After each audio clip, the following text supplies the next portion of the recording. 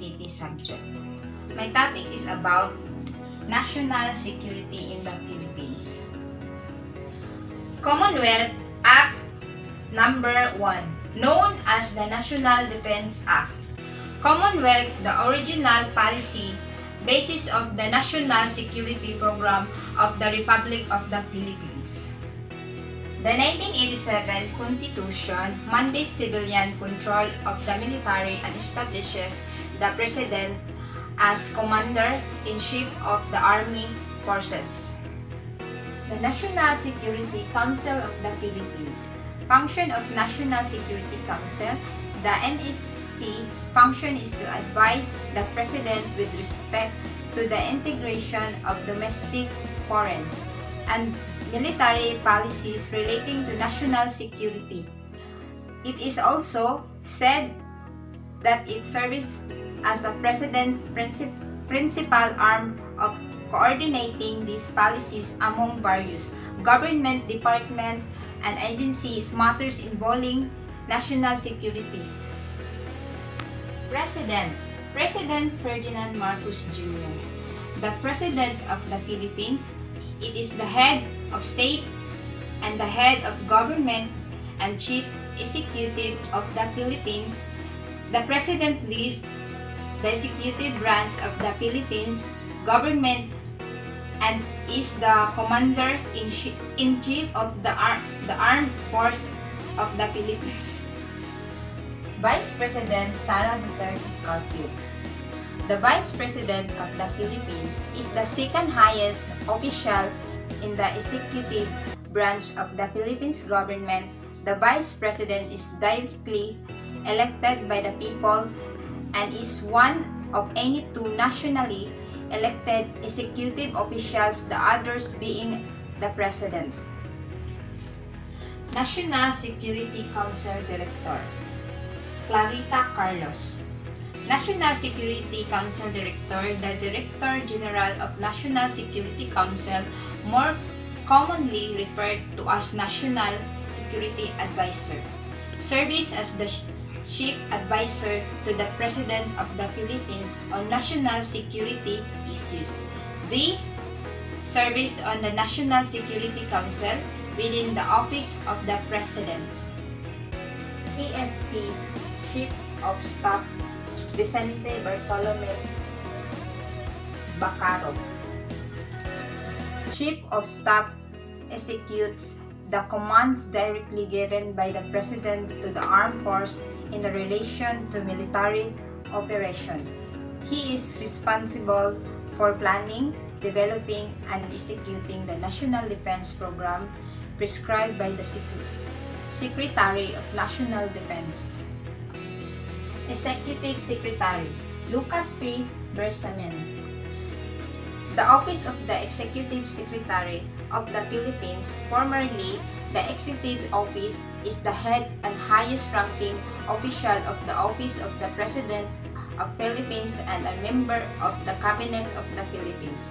The office holder has been nicknamed as the Lethal President due to the nature of position. It was given the mandate to directly assess the President in the management of affairs of the government as well as to direct the operations of the Executive Office. It is headed by Executive Secretary.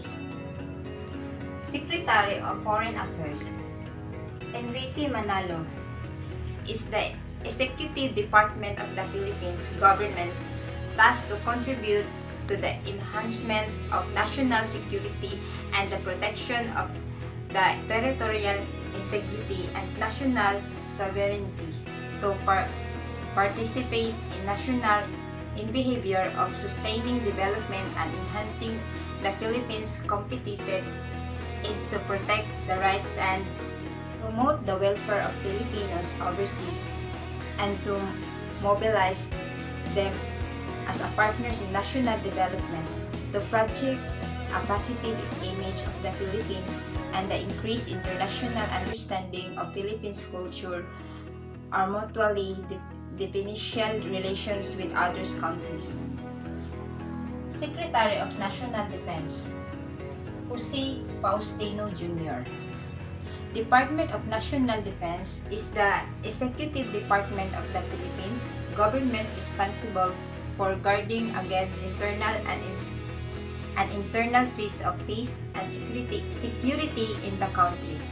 The Department of National Defense exercises executive supervisor over the Armed Forces of the Philippines. The Office of Civil Defense, the Philippines Veterans Affairs Office, the National Defense College of the Philippines, the Government Arsenal, and Veterans Memorial Medical. Disaster preparations and management in the country. Secretary of Interior and Local Government, Benjamin Abalos Jr. Department of the Interior and Local Government is the executive department of the Philippines government responsible for promoting peace and order, ensuring public safety and strengthening local government capability and towards to effect delivery of basic service to the citizen. Secretary of Justice, Jesus Crispin Remola.